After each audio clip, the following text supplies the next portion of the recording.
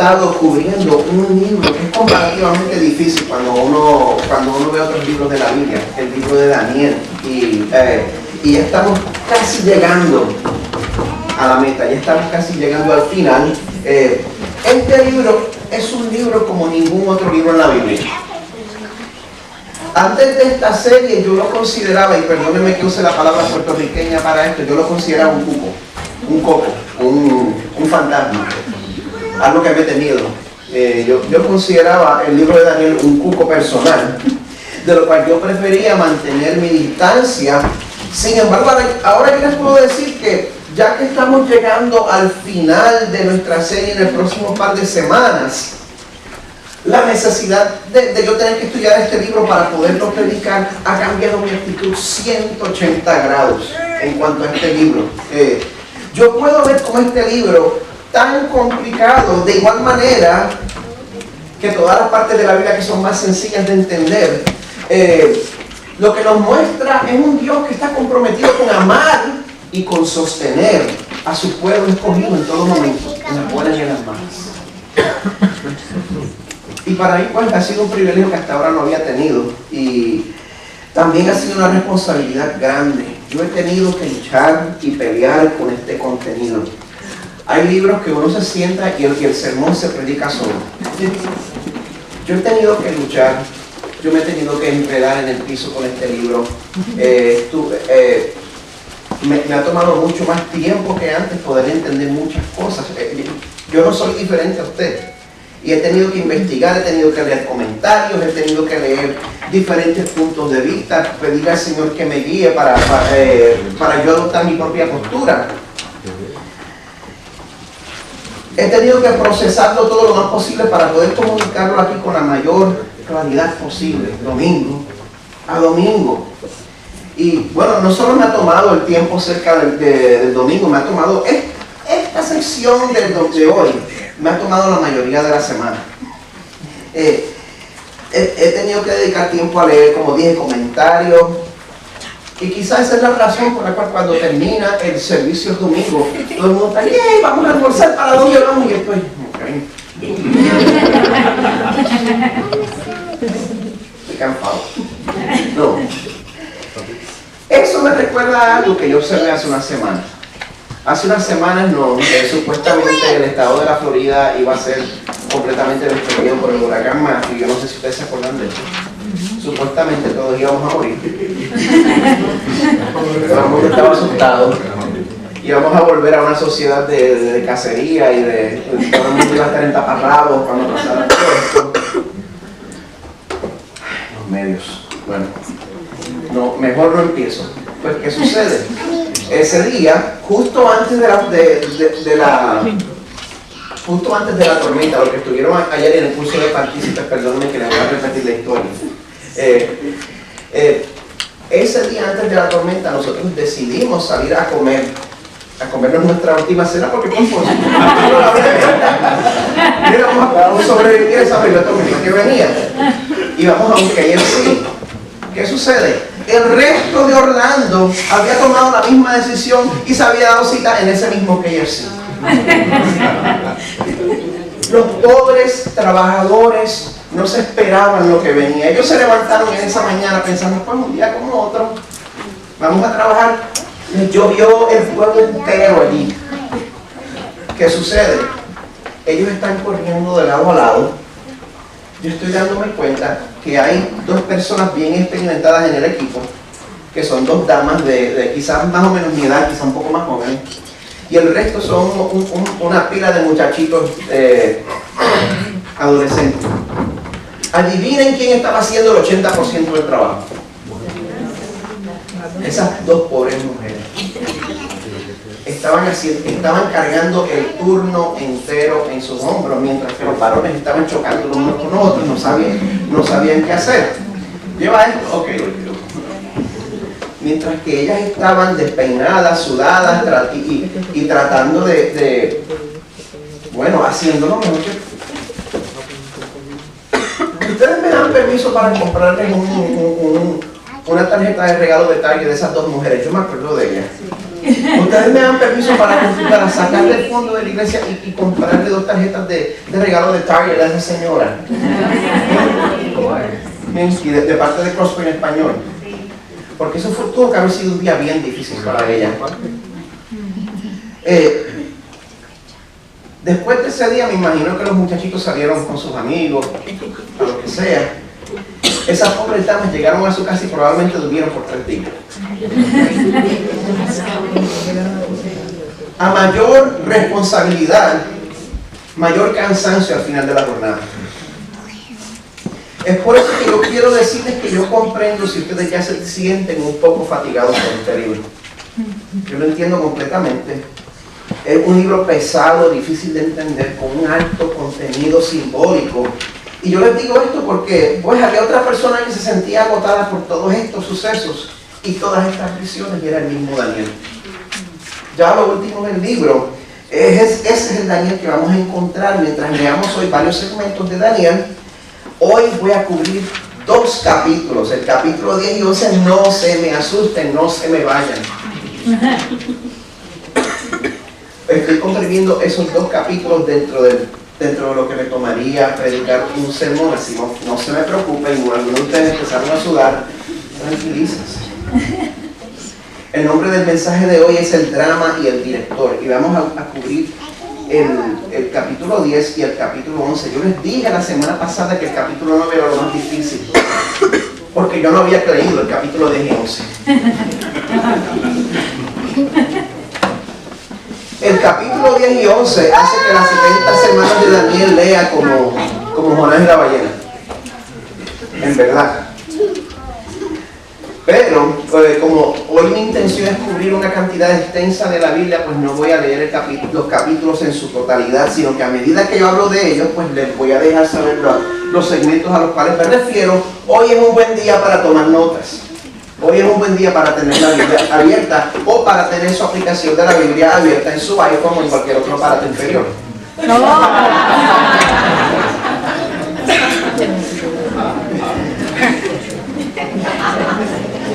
Pero primero les voy a pedir un favor.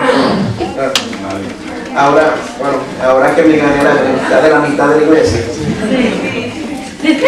¿podrían orar por mí? Vamos a orar juntos porque la verdad que necesito la ayuda del Señor. Señor, tú nos has amado, tú eres soberano, tú eres bueno. Es lo que vemos a lo largo de este libro entero, Señor. Padre, gracias por tu amor que tuviste por nosotros desde antes de nuestro nacimiento. Porque no habíamos nacido, no habíamos hecho bien ni mal. Y tú pensaste en nosotros. No por lo que hicimos, sino por la voluntad del que escoge. Gloria a ti, Padre. Amado Jesús, gracias por garantizar nuestro bien con tu vida, tu sufrimiento y tu muerte.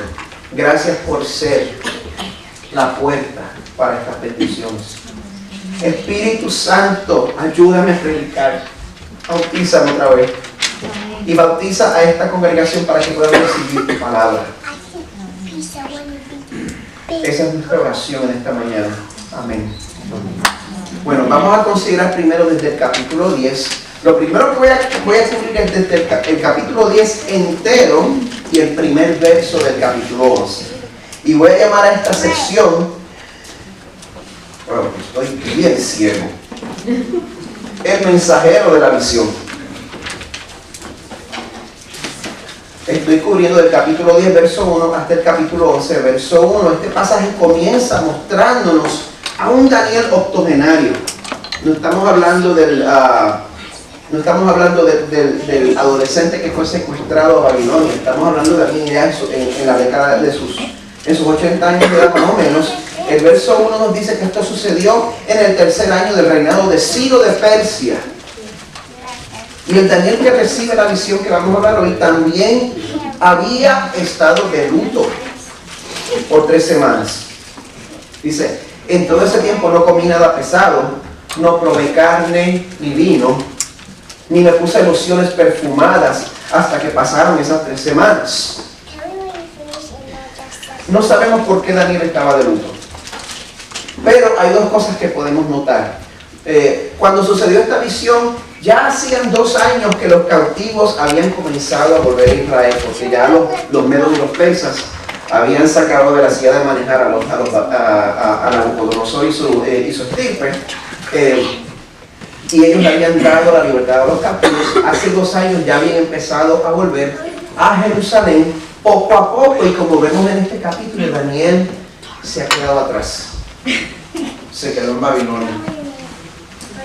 A través de la Biblia no sabemos qué terminó pasando con él. Muchos comentaristas creen que él murió en Babilonia. No sabemos la razón por la cual no pudo volver. Quizás como era una persona de tanto valor en el reino, no lo dejaron ir. O quizás pues ya la edad avanzada que tenía no le permitía viajar de esa manera. Aparentemente Daniel se había enterado de todas las dificultades del pueblo de Israel cuando estaban tratando de reconstruir su templo. Por lo tanto, él comienza a buscar a Dios humillándose, pidiéndole por su pueblo y practicando las disciplinas espirituales de ayuno y oración. Estas disciplinas, quiero decir desde el principio, no se ganan nuestra salvación.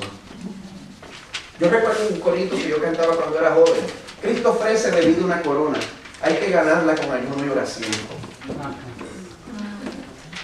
Un corito de verdad cuando yo era chiquito. Una herejía.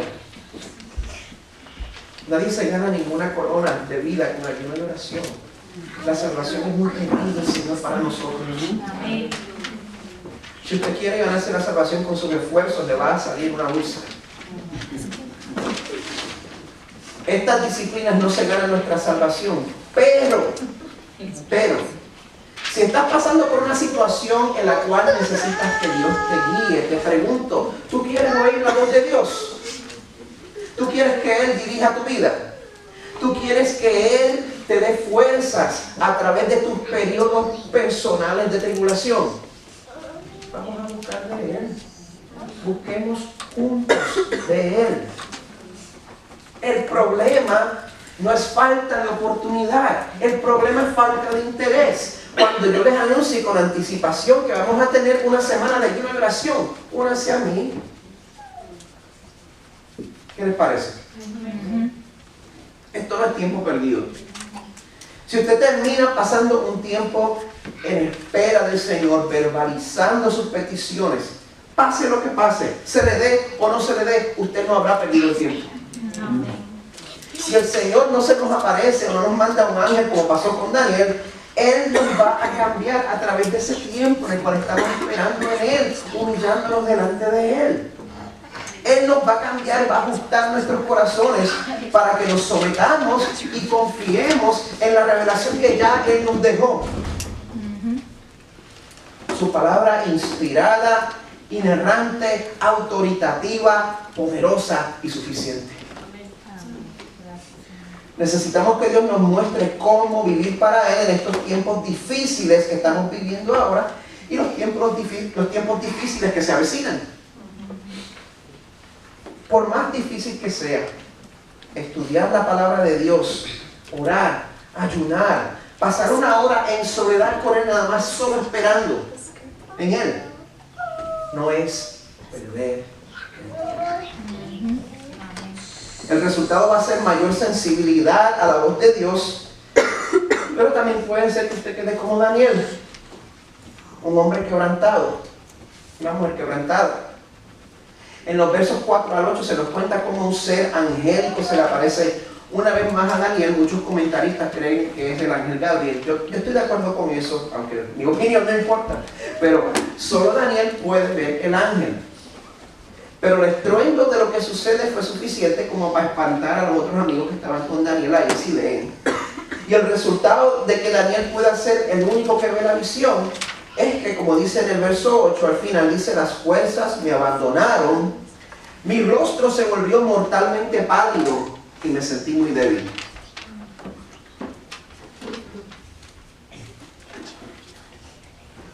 Con todo el tiempo, todos estos meses que hemos estado hablando del libro de Daniel, le pregunto, ¿usted se siente cansado de estar oyendo estas profecías? De estar oyendo estas revelaciones tan complicadas. Profecías apocalípticas, profecías oscuras, profecías que no nos dicen que vivas tu mejor vida ahora. Que dicen que la vida es color de rosa con ositos de peluche, unicornio y arcoíris. Se están cansando de eso. Daniel también.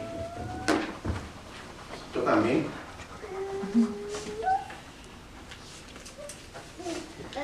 Cada domingo yo dejo mi alma en el púlpito que tengo que predicar estos temas tan pesados.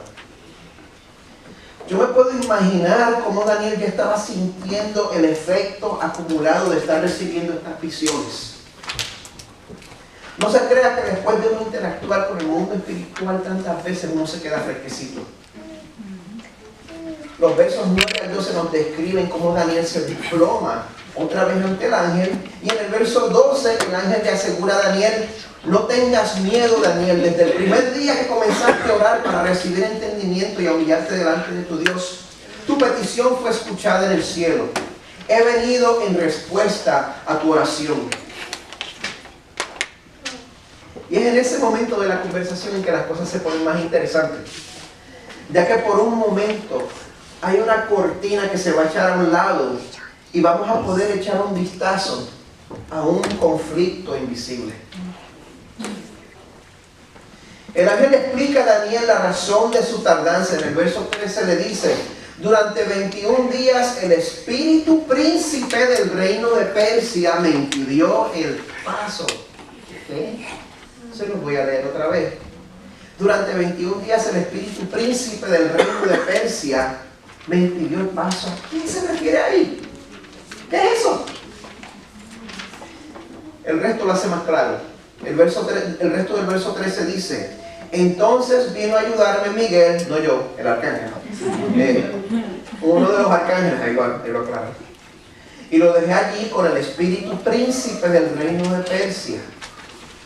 Bueno, considerando que la aparición de estos ángeles aterroriza a cualquier hombre, si Daniel, que ama al Señor y está cerca del Señor, se le aparece un ángel y lo desploma, este príncipe que se está oponiendo al ángel no puede ser un humano.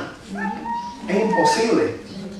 Y que para combatir a este príncipe se necesita la ayuda de otro ángel.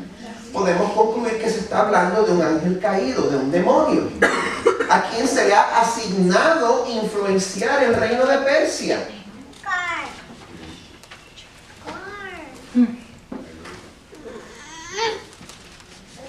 Ya pronto hablamos más de este tema, vamos a continuar por ahora. Cuando el ángel le explica a Daniel el porqué de su tardanza y el tipo de revelación que tenía que darle, era una revelación relacionada con el fin de los tiempos, vemos que ya esta carga era muy pesada para Daniel, como habíamos dicho. Él sentía ya el peso de todas las revelaciones, de todas las visiones que había visto. En el final del verso 16 dice: le dije al que estaba de pie frente a mí: estoy muy angustiado a causa de la visión que tuve, mi Señor, y me siento muy débil. El final del verso 17: mis fuerzas se han ido y apenas puedo respirar. Es por eso que no hay mucha demanda para el oficio de profeta. Cuando Isaías tuvo la visión de la santidad de Dios, él se sintió deshecho completamente. Y una vez Isaías fue reconfortado por el ángel le dijo: mira, esta es la visión que tengo para él. Te voy a mandar a predicarle a un pueblo que no te va a oír, que no te va a hacer caso y no lo va a apreciar. Eso desgasta a un hombre. Es difícil esforzarse y prepararse para este trabajo y encontrar falta de interés y compromiso. Encontrar que la gente quiere que Dios los guíe, pero entonces no hacen del día del Señor una prioridad. No hacen de sus tiempos de instrucción una prioridad. Entonces llega la prueba de nuestra vida y nos sentimos secos y vacíos y no tenemos, no es culpa del pastor. Es difícil. Es difícil. ¿Se sienten incómodos con que yo esté confesando mis debilidades? ¿Desearían que yo fuera un líder más fuerte? Acostúmbrese. Porque a mí no me interesa dar una imagen de fuerza. Yo no puedo ser su salvador.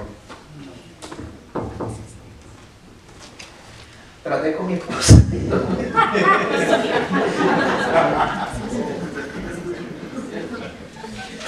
Lo que a mí me interesa es que todos aquí deriven su fuerza de la misma fuente que me sostiene a mí en medio del desánimo. Y es la misma fuente que sostuvo a Daniel. El verso 18 dice: entonces el que se parecía a un hombre volvió a tocarme y sentí que recuperaba mis fuerzas. No tengas miedo, digo, porque eres muy precioso para Dios. Que tengas paz, ánimo y fuerza. Mientras me decía estas palabras, de pronto me sentí más fuerte y le dije, solo entonces le puede decir Daniel, por favor háblame, Señor mío, porque me has fortalecido. Gente, que la fuente de tu fuerza no sea la personalidad de tu pastor, ni tu estado de ánimo. La verdadera fuente de paz, ánimo y fuerza es saber que eres precioso para Dios. Amén. Este capítulo, el capítulo 10, termina con el ángel dejándole saber a Daniel lo que queda por hacer después que le dé la visión. En el verso 20 dice, pronto debo regresar a luchar contra el espíritu príncipe del reino de Persia, y después de eso vendrá el espíritu príncipe del reino de Grecia. Mientras tanto, te diré lo que está escrito en el libro de la verdad. Nadie me ayuda contra esos espíritus príncipes, a excepción de Miguel, el espíritu príncipe de ustedes. El primer verso del capítulo 11 dice, he acompañado a Miguel para apoyarlo y fortalecerlo desde el primer año del reinado de Darío el Medo. Una de las cosas más fascinantes es uno poder echar un vistazo a todo el drama que sucede en el ámbito espiritual. Y le voy a decir una cosa, aunque yo me crié en la iglesia pentecostal y participé en muchos excesos carismáticos, las cosas que han sucedido y las convicciones que he aprendido de la Biblia me han convertido en un cristiano que no ve al demonio detrás de todo. Y no le he hecho la culpa al diablo de lo que es mi propio pecado, por ejemplo. Yo no estoy pendiente a conspiraciones y a cuentos, en verdad. Pero al leer este segmento, yo creo que podemos llegar a las siguientes conclusiones. Dios comisiona a ángeles a cumplir su propósito, como a nosotros. Nos comisiona también, número 2, los ángeles y los demonios se envuelven en conflictos.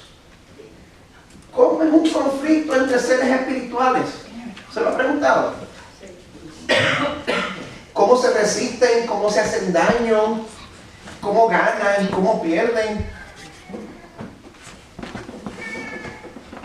Pregúntenle a Mauricio, ¿sabe? Lo próximo que esto nos enseña es que ningún ángel es omnipotente. Ningún ángel es omnipotente. Aparentemente los demonios tienen la capacidad de entorpecer el trabajo de los ángeles. ¿De acuerdo a lo que leemos aquí? Dios le permite a los demonios ciertos poderes limitados para rebelarse y para estorbar. Ciertos poderes limitados. Los ángeles buenos se pueden cansar y necesitan ser alentados, como nosotros. En este capítulo Dios le concede cierta autoridad limitada sobre naciones enteras, en específico a ángeles y a demonios. Me pregunto qué tipo de ángel está controlando a los Estados Unidos de América o nuestros países. El Señor tenga misericordia. Amén.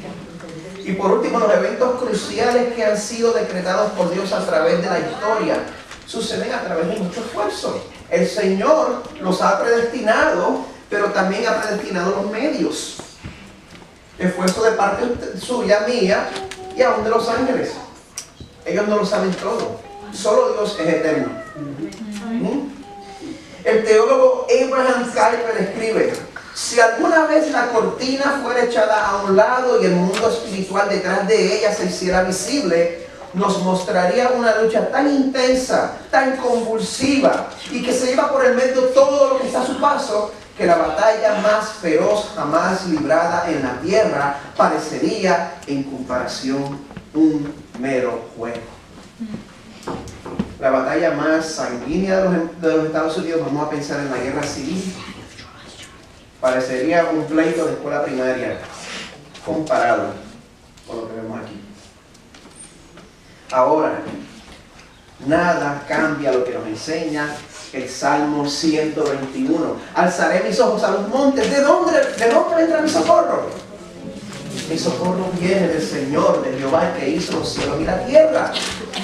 Él es el que nos da fuerzas para enfrentar nuestra vida desde aquí hasta el momento que nos transforme y nos glorifique. Y ahora está fortaleciendo a Daniel, mostrándole todo el drama, todas las calamidades que el Señor ha predestinado. Y después de hablar sobre Daniel y el mensajero de la visión, pues ahora podemos poner nuestra atención sobre la visión del mensajero.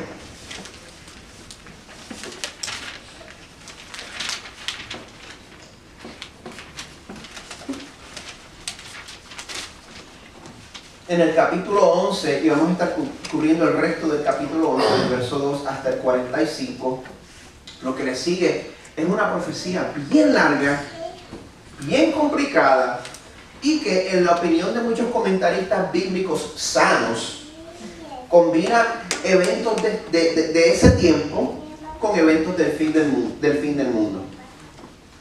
Y si yo procedo a leer esto, pues nadie va a volver la semana que viene.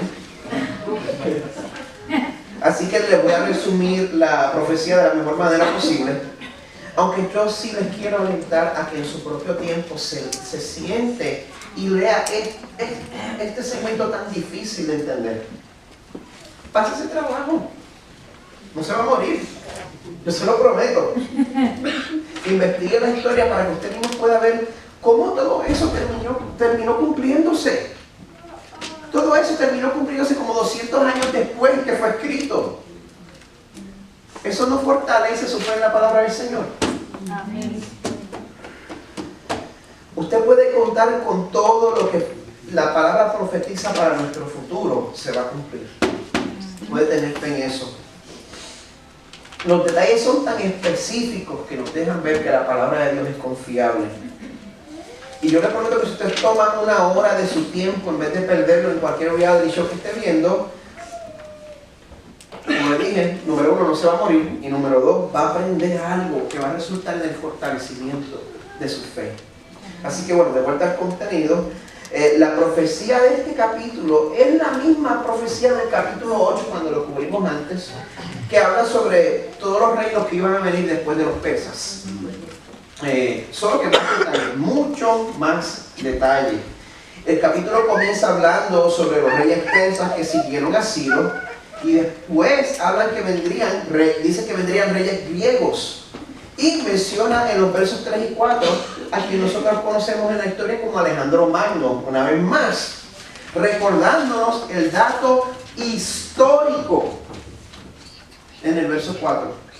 Su reino será quebrado y dividido en 4 partes. Cuando Alejandro Magno murió, su sucesor era muy joven y 4 generales se repartieron el reino de Grecia, el imperio básicamente.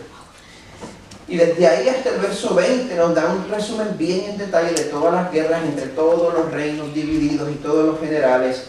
Y a lo último nos habla del reino del norte que viene siendo Siria y el reino del sur que viene siendo Egipto. Entre medio está Israel. El reino del norte es el reino Seleucio y el reino del sur es el reino Ptolemaico. ¿No? Sí. Si mi esposa dice que sí, es verdad. Egipto, ajá. Egipto, muchacho. Del verso 21 al 36, entonces nos habla sobre un rey despreciable que causaría dolor en el pueblo de Israel, y ustedes saben ese nombre. ¿Quién se sabe el nombre del rey despreciable que causó sufrimiento en el reino de Israel? Me están partiendo el corazón. Antíoco Epífanes Torres. Podría ser hasta Antíoco Epífanes Grullón, nadie sabe, pero bueno. Pero Antíoco Epífanes,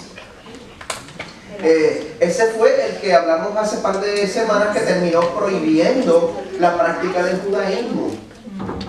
Castigaba la práctica del judaísmo con la pena de muerte. Y también terminó profanando el templo, sacrificando un cerdo en el altar. Del verso 36 al 45, ahí es donde hay diferentes opiniones entre hombres y mujeres de Dios. Hay unos que creen que todavía se está hablando de Antíoco Epífanes hasta lo último, y otros creen que se está hablando del anticristo en el fin de los tiempos. Pero para Daniel, la tragedia de todos estos eventos es el hecho de que Israel, su país amado de su corazón, donde estaban volviendo todos los cautivos desde Babilonia, todavía no iban a poder vivir en paz. No iba a ser posible, ya que le esperaban muchos años de conflicto entre los reinos de Siria, el norte, y los reinos de Egipto, el reino del sur, y esencialmente Israel iba a ser el jamón del sándwich. Los israelitas estaban en parte de un territorio disputado entre estos dos reinos, y pues dependiendo de la situación a lo largo de esos 200 años, ellos terminaban en alianza con un reino o con el otro. ¡Qué bendición son los comentarios! Porque sin los comentarios a mí me hubiera comido un caballo.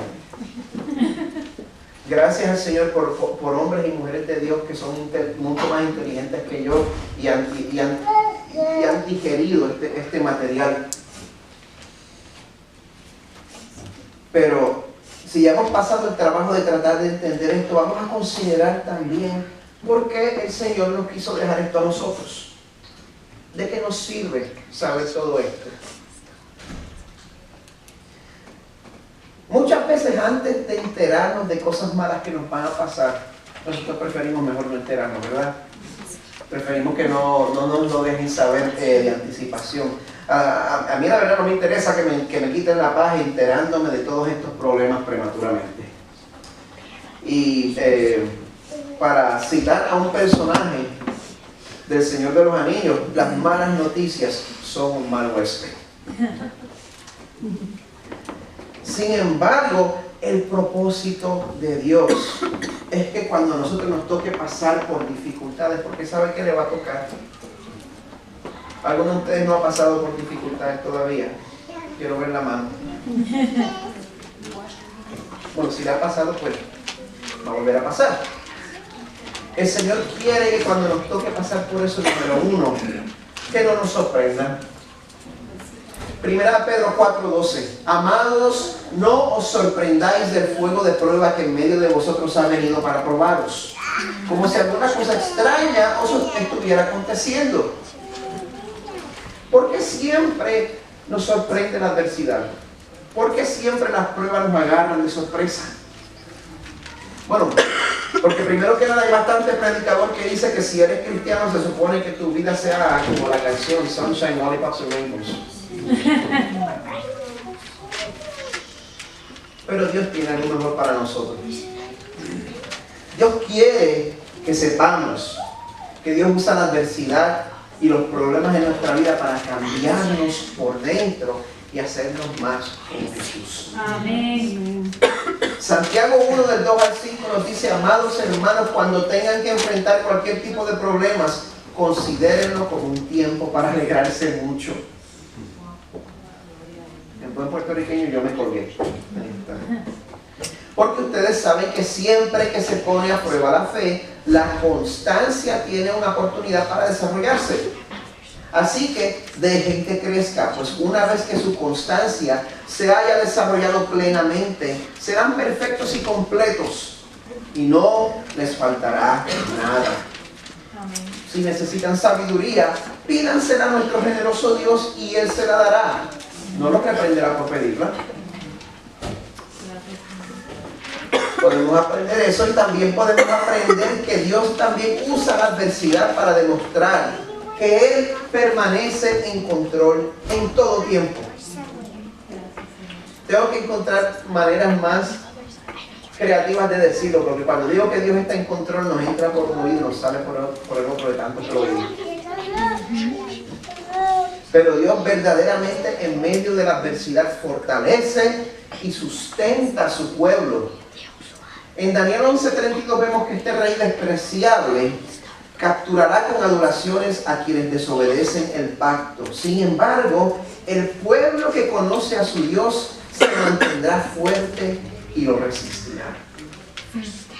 ¿Por qué? Porque somos fuertes.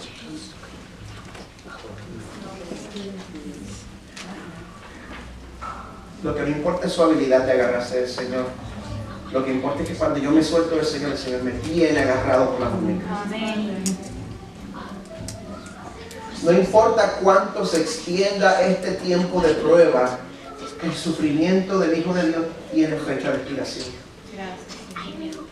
El verso 45 nos dice que el enemigo del pueblo de Dios se detendrá entre el glorioso monte santo y el mar, y allí instalará sus carpas reales, pero mientras esté allí terminará su tiempo de repente y no habrá quien lo ayude. En estos tiempos de incertidumbre, ponga su confianza en su Salvador. Por último, Dios usa la adversidad para recordarnos el sufrimiento que Cristo pasó. Y lo pasó voluntariamente para comprar nuestra salvación. Hebreos 12, del 1 al 3 nos dice: corramos con perseverancia la carrera que Dios nos ha puesto por delante.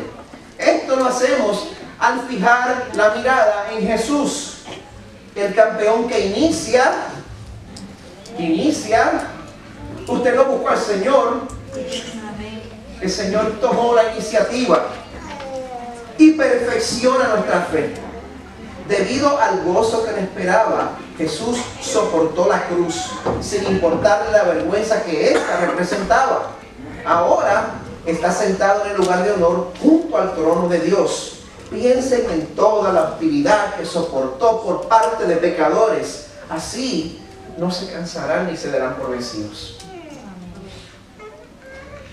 Este sufrimiento que pasó Jesús significa que ya usted no tiene que tratar de ganarse el favor de Dios con sus propios esfuerzos. Pero yo. Y que si usted vive una vida de arrepentimiento, confiando en lo que Cristo hizo por usted, tampoco tiene que temer perder el favor del Señor cuando meta la pata, porque es cuestión de tiempo. Y se lo dije clarito. No perdemos si somos del Señor, cuando metemos la pata, no perdemos el favor de Dios. Gracias. Experimentamos consecuencias. Absolutamente, puede contar con eso, pero no perdemos el favor de Dios. Nuestra fidelidad no depende de nuestras fuerzas, sino del trabajo perfecto que Jesucristo completó. A través de su vida, a través de su muerte, a través de su resurrección, que pronto vamos a estar recordando a través de la cena del Señor. Gente, en estos tiempos inciertos que estamos pasando, ya que nos estamos acercando a este martes tan sabroso que todos estamos aguardando con todos nuestros corazones de la elección, que es un double whammy para los puertorriqueños, yo les invito a que pongamos nuestra confianza en el Dios que es el director del drama. Desde el primer acto hasta que cae el telón. Puede pasar el equipo de adoración. Mientras el equipo pasa, yo quisiera liderar a la iglesia a través de un tiempo de oración por las elecciones que se aproximan. Quiero decirles que voten por no.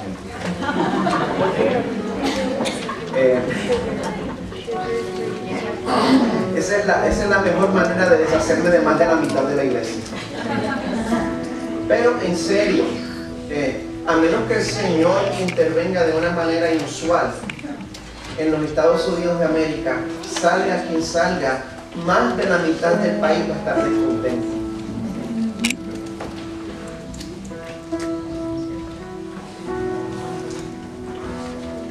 Necesitamos al Señor. Amén. Estemos de pie, oremos juntos.